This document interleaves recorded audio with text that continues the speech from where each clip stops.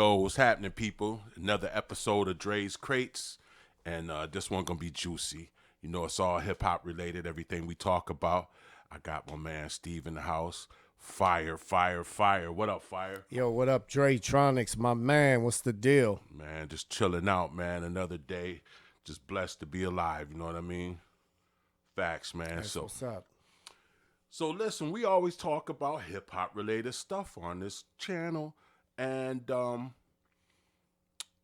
I want to talk about the state of hip hop today with the newer artists, and I feel like they're not giving or they're not following the roots. Now, when I say that, I don't mean that, they should duplicate anyone or, they should be themselves, right?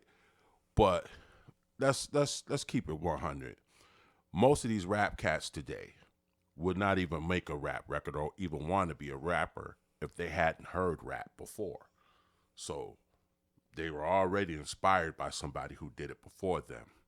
So what we want to talk about is why they not holding up the torch to how hip hop should be.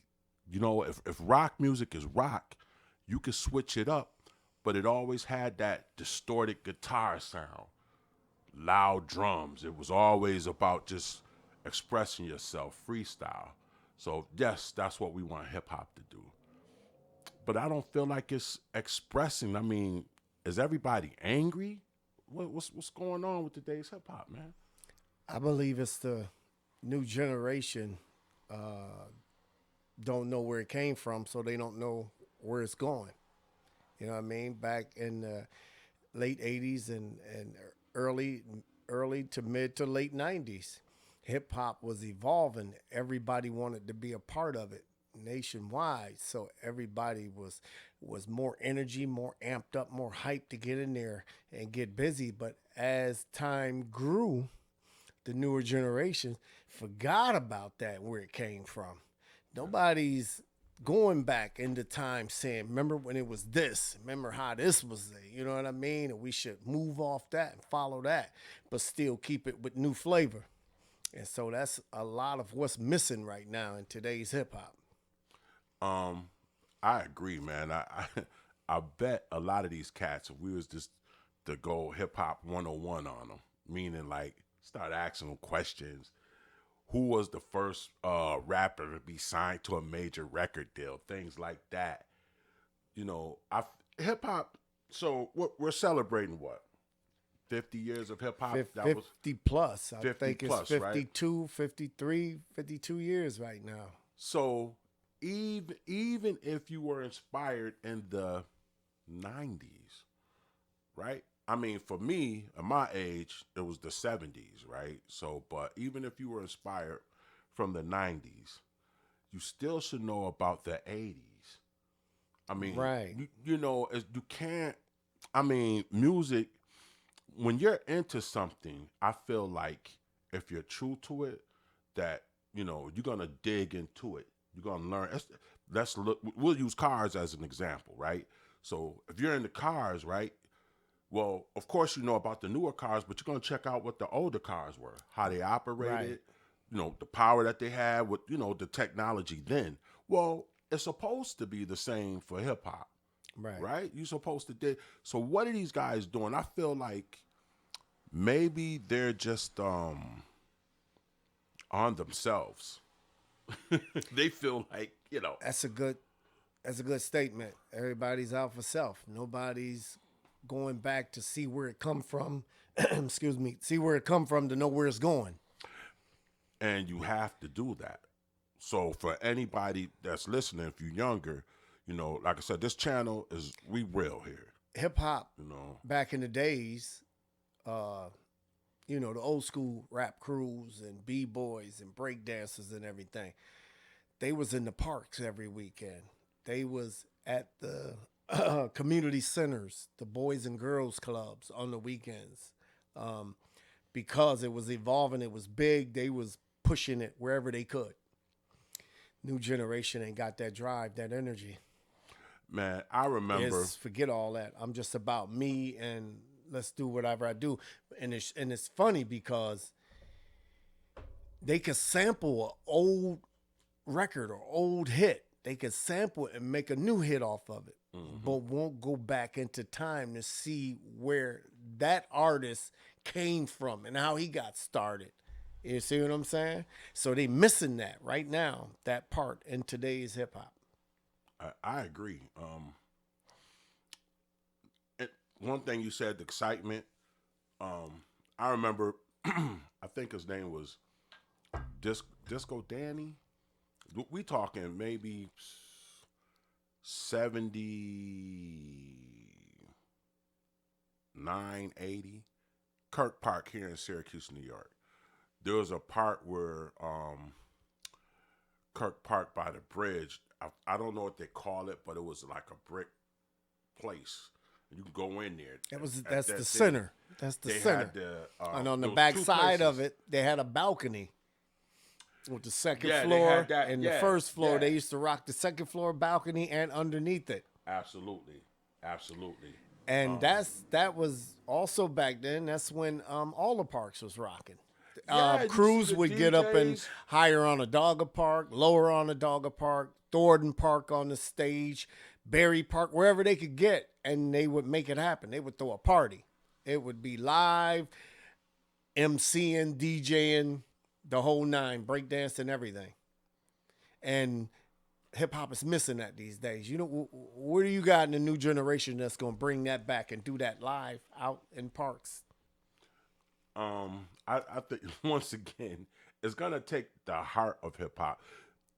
Our mentality was different than their mentality today, because we just wanted to have fun.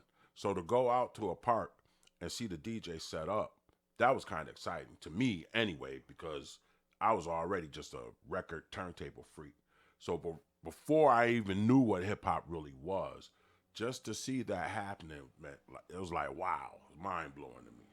Yes. You know, I'm looking at the speakers he got, the records he's playing, you know, how he's playing them, you know. And some of my experiences back in the days, you had crews like KOC crew, DJ Rap Ski, rest in peace. You had the Grand G-Man from Puma Nation. You had Grand Electric Shock. You had these DJs that would come out to play every week wherever they could. If it was just on a city block, on top of an Arab store, on the roof of an Arab store. You see what I'm saying? Flavor. They did it. They showed it. They showcased it wherever they could. The show that authenticity of it. You know what I mean? Oh yeah. You once again, and it built excitement to me.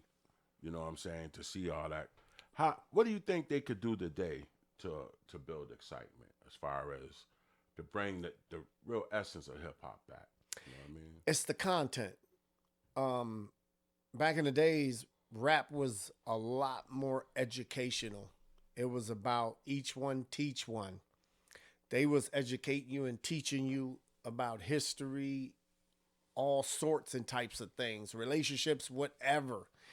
Taught you about what goes on in the hood, what went on in households, how households supposed to be, a normal black household. Absolutely. With the both parents. They taught you everything. It's less educational now. It's more violence, corrupt, and whatever they could get to sell. I see, agree. that's now versus back in the days. It was more educational, and it was teaching you. I agree. You think this might have been a setup, man, to break us down, man? It might have been. I think it's got something to do with the people who control the industry. Absolutely.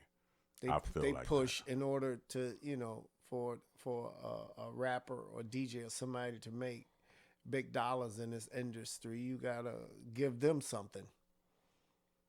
The powers that be, the people that run it, you gotta give them something. And what they want is for you to teach our culture something different, something negative. You know what I mean? Something that's gonna demean, something that's gonna kill, deprive, So this is what they push, and a lot of them is accepting that big payday, and they'll push that. Mm. So that's kind of like you selling your soul, right? Listen, when hip hop was created, I felt like it was a street thing. It was created by our people, you know what I mean, for our people, and the messages, like you said, that was given in the music. Hence, one of the first big rap records was called The Message. You know what I'm saying? Because it was a message. Groups like Public Enemy, uh, X Clan, Brand Nubian, Poor Righteous Teachers, you know, and even Cube. Ice Cube is still my dude, man. I shout out to Ice Cube, man. When he slid over and started messing with the Bomb Squad, he did the album Death Certificate. I felt like even on NWA first album, it was a message. They was telling you, "Fuck the police." You know what I'm saying? I don't want to say Yes. it too loud, but you know, kids that's watching. But that was a message because that's what was going on. Not just there, it was going on here too. You know what I mean? Young brothers hustling. Some was just working, saving their money. Get a whip, put rims on it, sunroof, got beat in it, cops messing with you. You know what I'm saying? So the whole thing with them controlling, I feel like, hip hop music was to take away the message.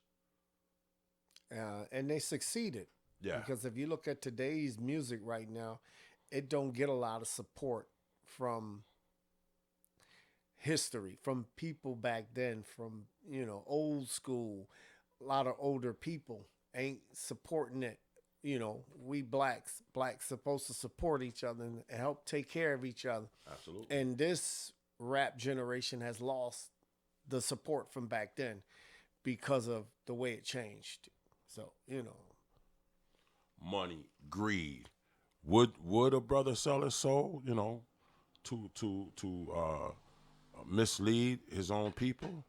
I say, yeah. well, they say, You know? music is made from the devil. It's devil's music. They use different frequency and beats to get through to you, to control. So if you not aware of that and you just pushing whatever, you can be pushing devil's music. I agree with that.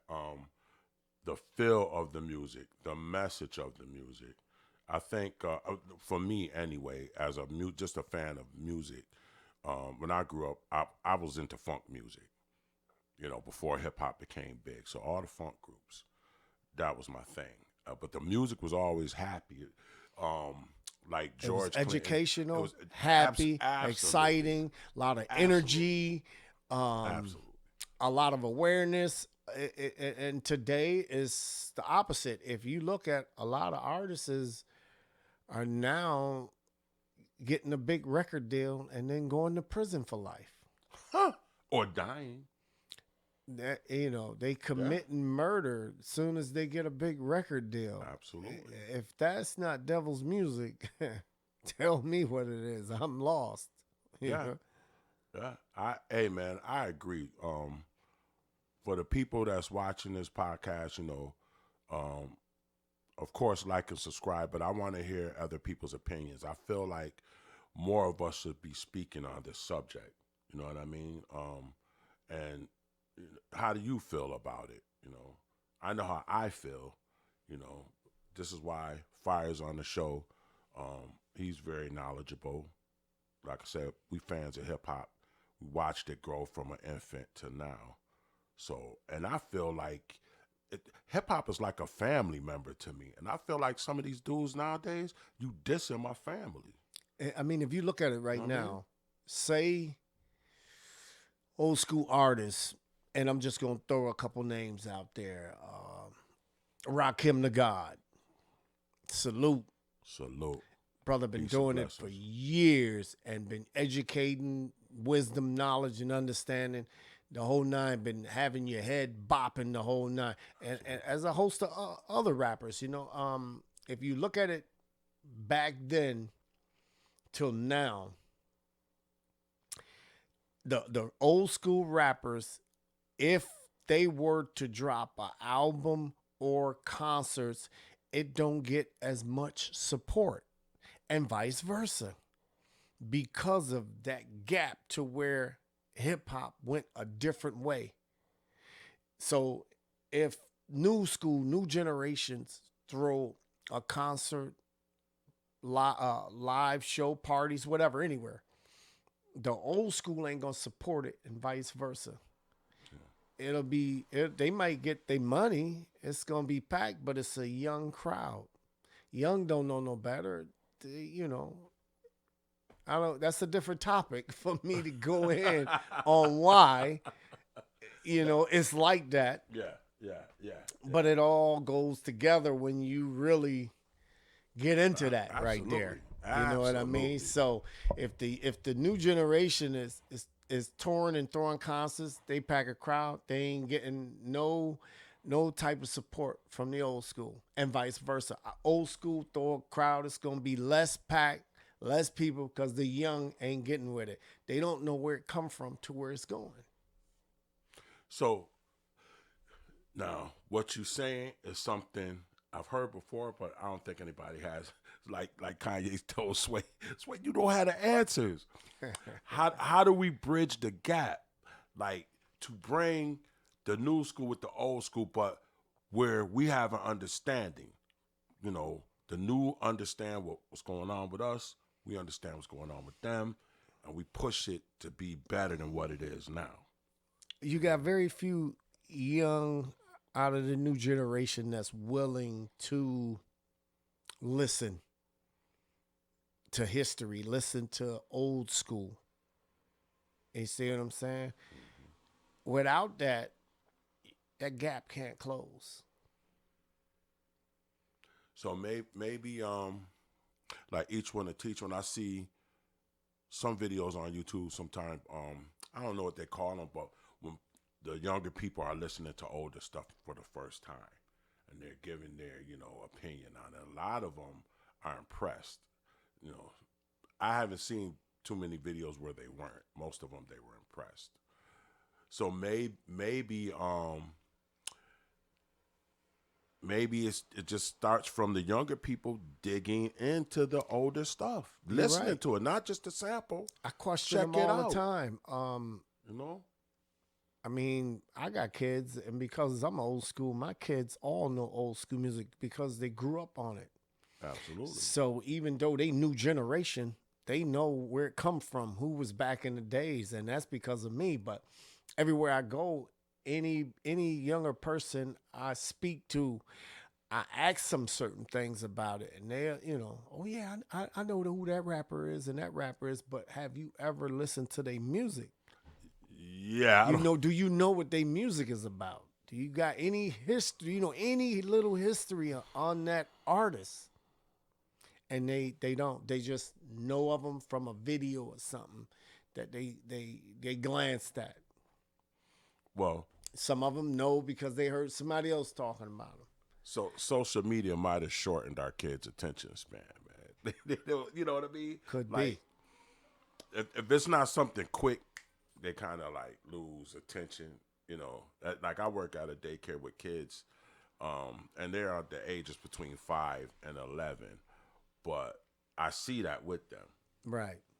Whenever they doing something, I'm from the old school. If it's wrong, even sometimes if it's right, I have a little like conversation with them. Right. But I learned I have to make it short because I lose them.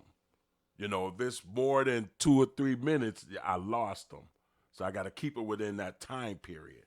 And, it's funny to say that a lot of songs nowadays are around that length, too. They're around 2.5 minutes. Maybe 3.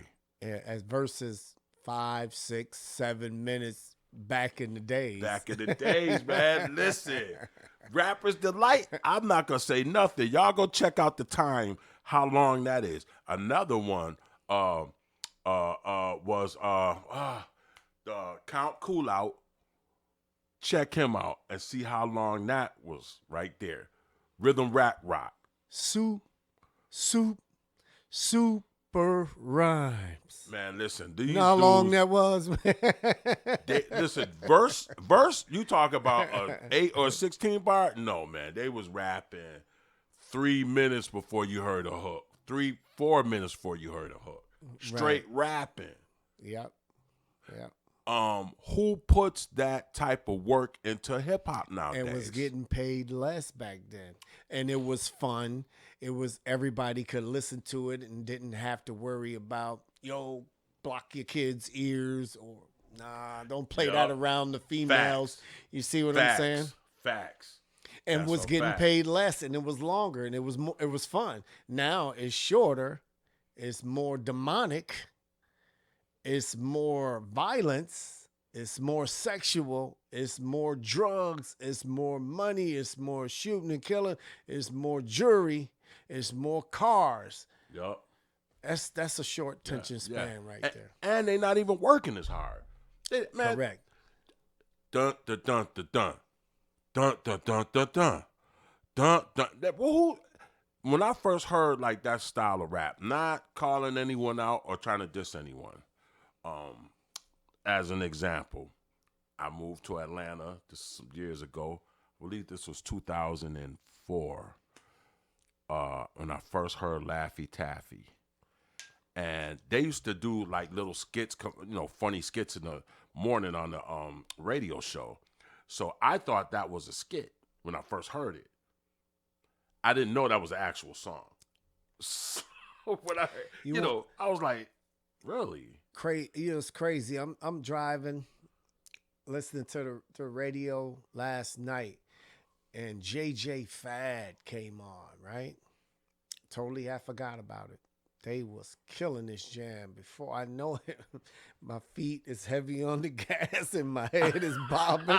And I'm like, yo, how did I forget this joint? I really got to look this up and put it in my playlist now because I want to hear it more and more and more. I forgot about it. You know what I mean? Mm-hmm.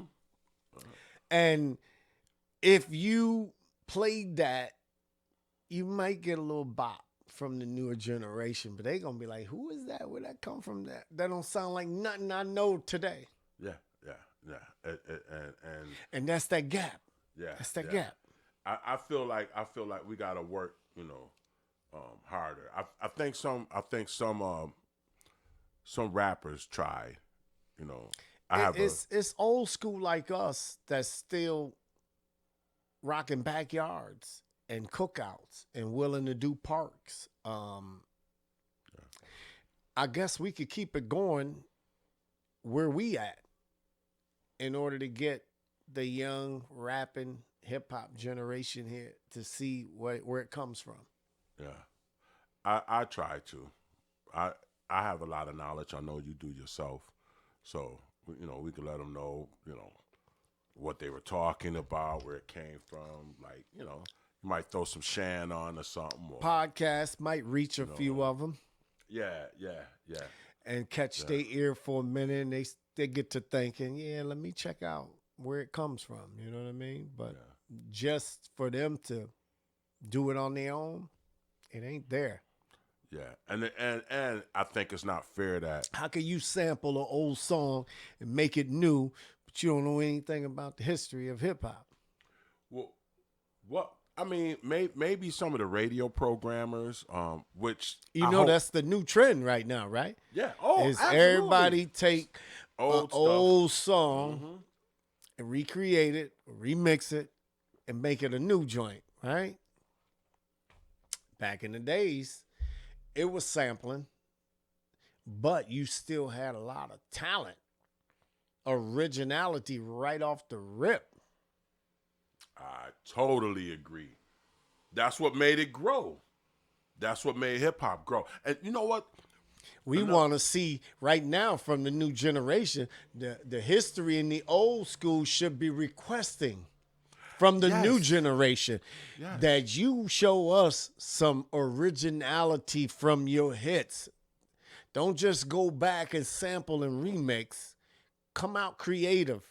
That creative energy that's going to bring us some new flavor that old school could say, okay, this is what it is right here. It's bumping. Now we talk, this kid is flowing. He got the energy. He's rapping. He got education in there, everything. You know what I mean? Hey, I ain't gonna. Ain't no That part mumbling, no right there. violence. You know what I mean? Yes.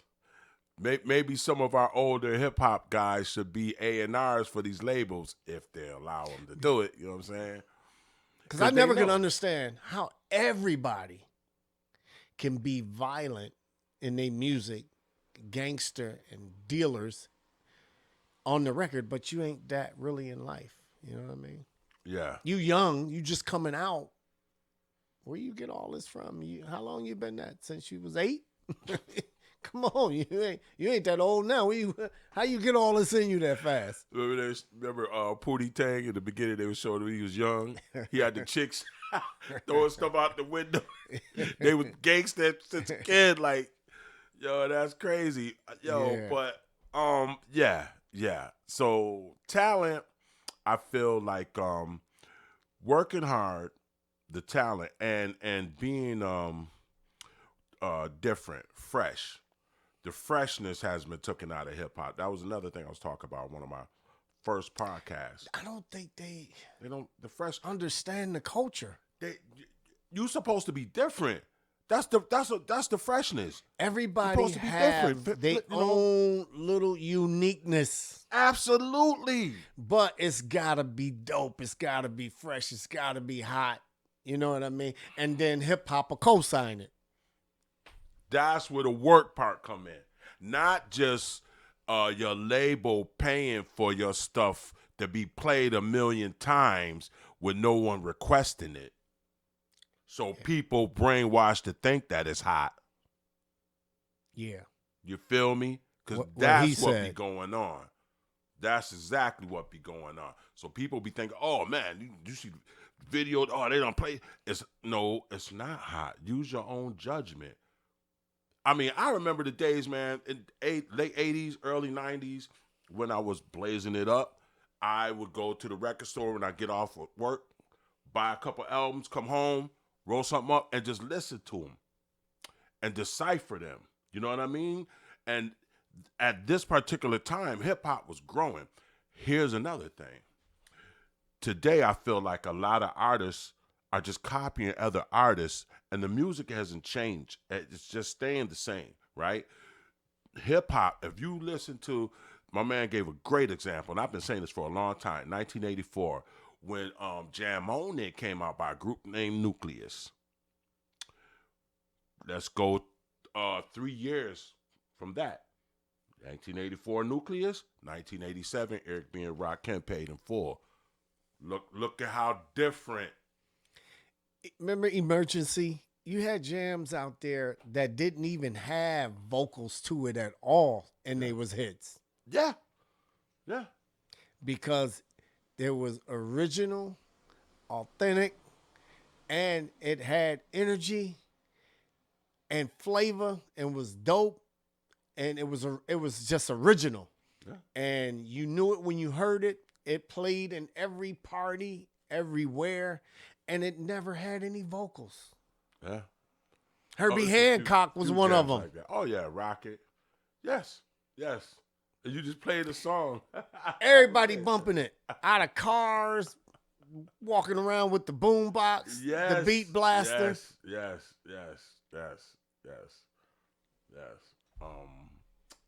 Talent, man. Speaking of beat blaster, man, big ups to DJ Beat Blaster Bland, man. My condolences to you, my dude. Lost his moms, man. Absolutely. And we all gonna see that in life. I lost mine in 2017, but yeah, big ups. He holding it down right now, man. I should have said that in the podcast. I feel the same way. That's my brother. I just talked to him yesterday. Spent a little time with him. So we have a clique of DJs, Qstown DJs. He's Qstown DJs. He's one of them. Okay. So big shout out to him. Absolutely. There's gonna be a lot of people I'm gonna be giving shouts out. This space right here is gonna have a lot of people that's down with hip hop. And I think I'm gonna come back out too, man. It's like I got all the stereo equipment, all the DJ equipment, and I don't get no practice in. I ain't even got no room to set it up. But I'm gonna go ahead and set it up and get back into it, man, and just start contributing my piece to hip hop again. Hey, see, that's what I'm talking about, folks. You know what I mean? Keep it live. Listen, hip hop. First of all, this is how serious hip hop is, man. Hip hop feeds people. How many jobs? I bet you hip hop has created over 5 million jobs, probably more than that. What I mean by that is anybody that was affiliated with the record label, the processing of the records, CDs, cassettes, all that, those are jobs. DJs, record stores, people who work for the artists, the sound guys. Stage setup. Right, because before hip-hop, there was just rock and stuff like that. Now here we go. Hip-hop is another genre, so we need the people, So this is big. And for those who, you got to be serious about this, first of all, if you in it. You can't just be somebody who's in it, to get the money and think you're going to get props. I feel like these people cards should be pulled. It's enough for that. Yeah. It's big enough for everybody. I'm just saying, we need more people to be true to it. And you can be new school. You could be trap. You could be whatever you want. That's what makes it fresh. Just be true to it. Just have a little bit of that history that you bring in your energy from. Absolutely. No, be real with it. I sit around this here. I tell people all the time, like they come in here. These are just tools. It's like just tools, the basic stuff to make hip hop with. Because that's how it started, man. It was just people, beatbox. Come on. The Fat Boys. Word. They didn't even have no equipment. They made it happen with just their mouths. Yeah, I'm saying?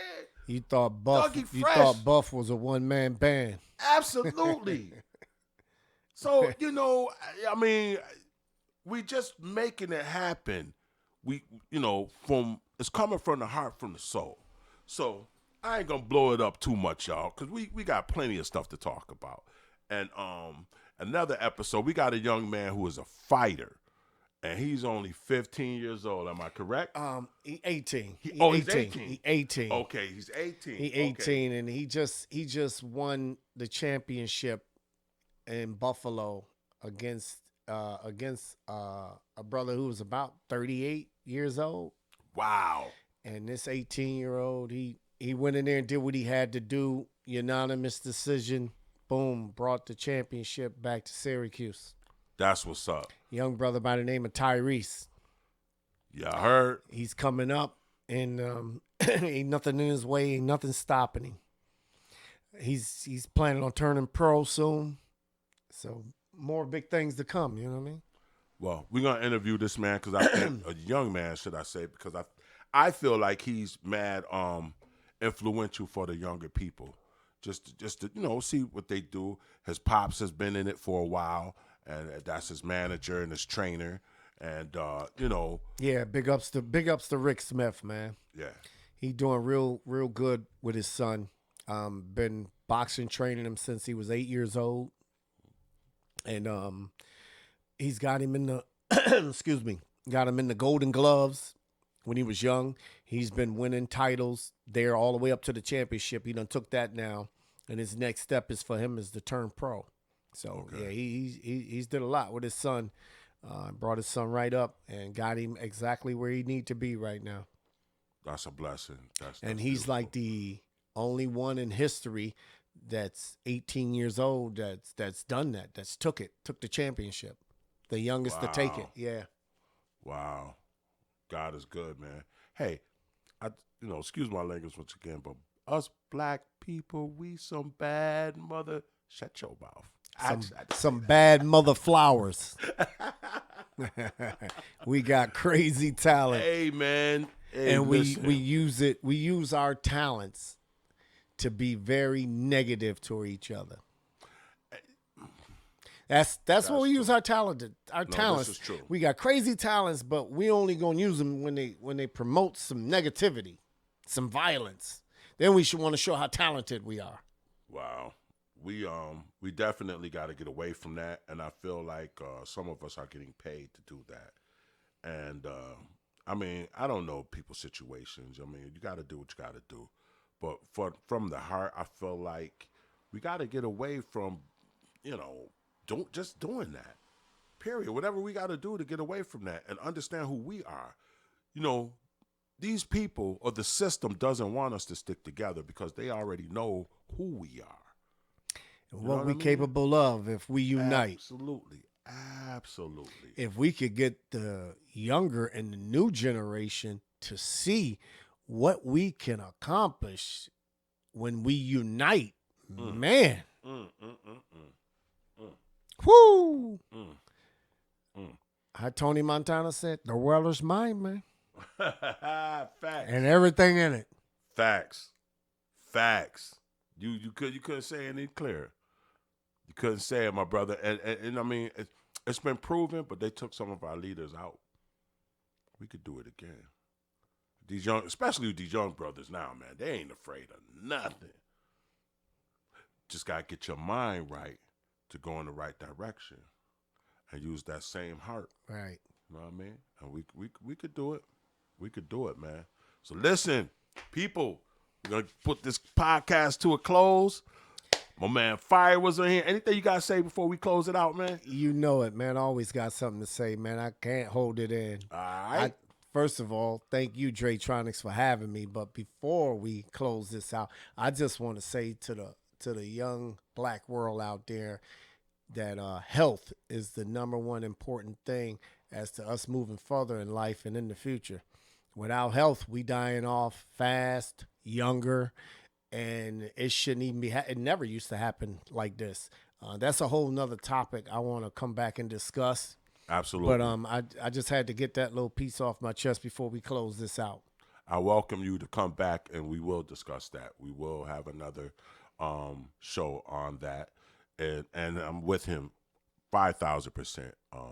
Even me, I'm on a journey to change my health and my eating habits to be here. I have a 7-year-old daughter. She just turned 7 a few weeks ago, and I want to be around for her. So I feel like as this podcast keeps progressing, you will see the changes within me. And not only that, they say woman reflect off a man. So your daughter will reflect off of you. Absolutely. When she see the change. Absolutely. And we need more of that. So I'm in 1,000, 5,000, 15,000% agreement with you, my brother. It's good to have you on the show, man. Much love, and I welcome you back again and again and again. Thanks a lot, my brother. I appreciate that.